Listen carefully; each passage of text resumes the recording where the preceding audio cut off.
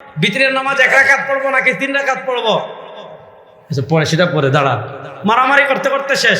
আমরা বলি এত রাকাত পড়বো যত রাকাত নবী করিম সাল্লাল্লাহু আলাইহি ওয়াসাল্লাম পড়েছেন। এবার প্রশ্ন হলো, নবী করিম সাল্লাল্লাহু আলাইহি ওয়াসাল্লাম কত রাকাত পড়েছেন দেখেছেন কারা? আজকে জুমার দিন যায় নাই, আমাদের দেশে দেখবেন অনেকে জুমার সুন্নত পড়ে না, আছে না নাই? কেউ যদি সারা জীবন না পড়ে আমার কিচ্ছু হবে না, হুজুরের কিচ্ছু হবে না। কিন্তু কেউ যদি বলে জুমার আগের সুন্নত নাই, একজনে বলছে এটা ফালতু কাজ, হাদিসে নাই, আমাদের মারামারি করার দরকার নাই। আমি আপনাদেরকে খুব সহজ করে বলি, আল্লাহ নবী সাল্লাল্লাহু আলাইহি ওয়াসাল্লাম জুমার আগে সুন্নত পড়েছেন কি পড়েন নাই? পড়লে কত রাকাত পড়েছেন দেখেছেন কারা? আপনারা পাবেন না, কারণ জানেন আপনাদের যে চশমা দিয়ে তালাশ করেন, এই চশমাটা হলো সৌদি আরবের তেলের চশমা। আপনাদের চশমা দিয়ে তালাশ করেন, এই চশমাটা হলো ইসরায়েলের তেল আবিবের চশমা। ওই তেল আবিবের চশমা দিয়ে খুঁজলে, সৌদি আরবের পেট্রোলিয়ামের চশমা দিয়ে খুঁজলে আমাদের কিচ্ছুর দলিল পাবেন না।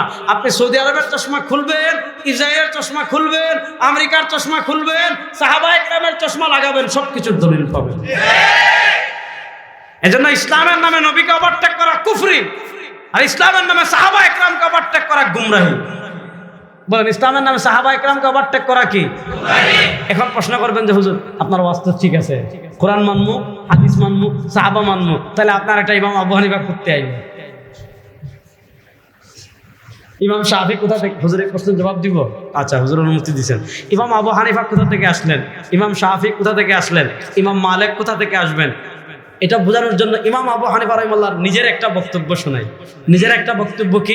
ইমাম আবু হানিফা রাহিমাহুল্লাহর বক্তব্য, ইমাম ইবনে হাজার হাইতামি রাহমাতুল্লাহ আলাইহি তাল আল খায়রাতুল হিসান ফি মানাকিবিল ইমামিল আযম আবি হানিফা তান নুমান, ওই কিতাবে বলেছেন রুবিয়ান আবি হানিফা মিন তুরুকিন কাসীরা।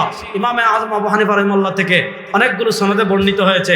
ইমাম আবু হানিফা বলেছেন, কোনো মাসলা আসলে 1 নম্বরে যাব আল্লাহর কোরআনে, যদি কোরআনে পেয়ে যাই আর কোথাও যাব না। ফা ইল্লাম আজিদ ফাবি সুন্নতি রাসূলি, যদি কোরআনে না পাই নবী করিম সাল্লাল্লাহু আলাইহি ওয়াসাল্লামের সুন্নাহে আসব।